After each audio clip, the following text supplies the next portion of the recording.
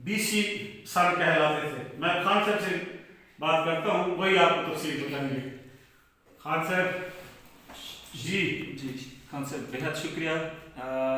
जैसे मैंने अर्ज़ की थी कि हक़ तक पहुँचने के लिए शक से शुरू होना पड़ता है, तो मैं सब मुहक्किकीन को, जो मौरिखीन हैं, तारीख़ से दिलचस्पी रखने वाले अहले फ़िक्र नज़र, सबको दावत देता हूँ कि इस चीज़ को देखने के बाद जो ना वो ज़रूर तहकीक करें और बताएं कि क्या कोटला मूसा खां, जिसे तारीख़ में धमराए का टिब्बा कहा जाता है, क्या ये पुराना कोटला मूसा खां पुराना उच्च है या जो नया उच्च है। अब आपको पता है कि बस्तियाँ बस्ते बस्ते बस्ती हैं, तो अब साज़ है कि आबादी खाल खाल होती थी, तो अब यहाँ पे ये शहर बनना, और आपने देखा कि बहुत से जना बादशाहों के जना ये सिक्के, ये सारी चीज़ें हमें मिल रही हैं। तो अब आपको पता है कि 327 कबल मसीह सिकंदर आया, और सिकंदर के बाद उसके जो बाकी यूनानी थे उन्होंने यहाँ पे पंजाब पे तकरीबन 200 साल तक हुकूमत की, और इसके बाद उनसे जो ना कुशान ख़ानदान ने या गुप्त ख़ानदान ने इसके बाद जो ना हुकूमत ली। फिर बाद में जो होंड आए उन्होंने यहाँ के तहजीबी विरसे को जो ना तबाह बर्बाद किया। तो मेरा ख्याल है कि अगर इस पर गौर किया जाए तो जो उच्च है, जदीद उच्च, वो कदीम उच्च कोटला मूसा का है, वो जदीद उच्च जो है ना वो कदीम उच्च नहीं है। और इसकी बहुत ज़्यादा हमें मिसालें मिलती हैं, जो भी उस दौर की किताबें, जैसे पिटालमी का मैंने जिक्र किया कि 150 कबल मसीह। अच्छा, या ये देखें कि ये सब सामने चीज़ है।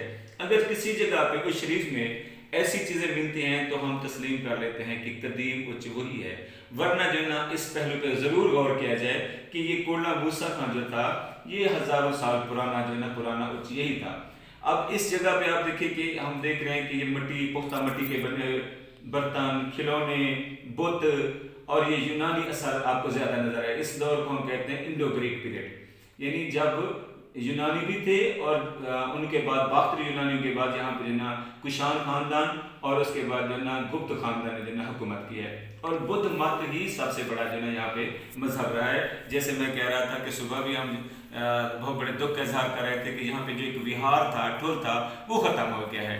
अब ये इन चीज़ों को संभाल के रखने का मतलब हर जगह पे जो ना, हर जगह पे जो ना हमारे जो ना वो बिखरे हुए हैं तहजीबी असर।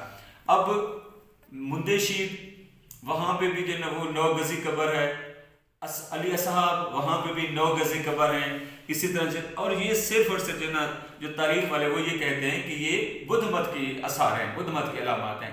अच्छा, अब इसी तरह किलांज वाले में देख लें, अच्छा इसको देख लें, अपना डिरावर में देख लें, हर जगह में बुद्ध मत जो है ना। इसी तरह सोई विहार बिल्कुल हमारे साथ है, और साथ ही कक्करहार वही यानी बिहार के एक बिगड़े हुए जो ना वो शक्ल है। तो बुद्ध मत यहाँ पे गालिब मजहब रहा है, और ये अलामत, और यूनानियों ने भी बाद में जो ना बुद्ध मजहब को ही कबूल कर लिया था।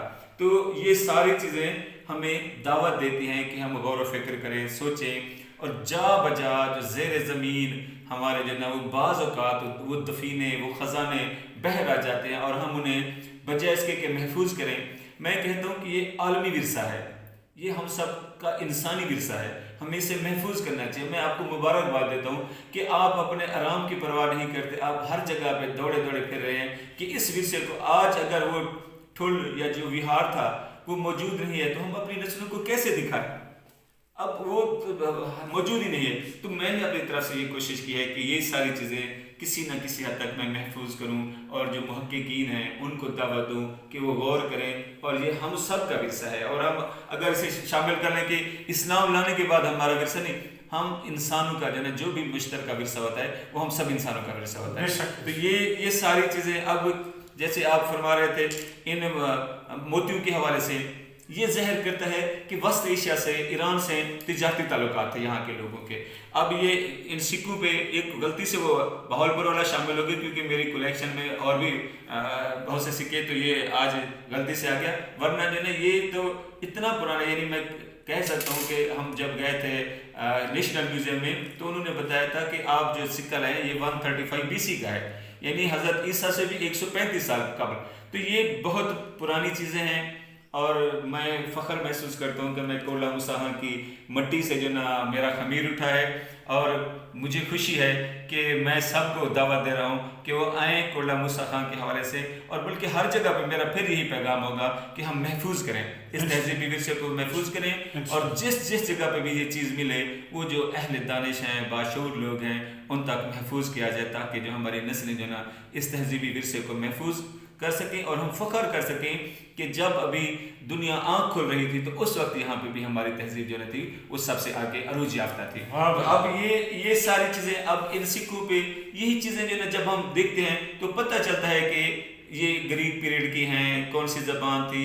اب انہی آثار سے ہمیں پتہ چل سکتا ہے کہ مذاہب کیا تھے، ان لوگوں کے زبان کیا بولی جاتی تھی۔ اچھا، اسی طرح جو نا ان لوگوں کا فن کتنا تھا، کتنے بڑے دستکار تھے، اہل حرفہ یا اہل ہنر تھے۔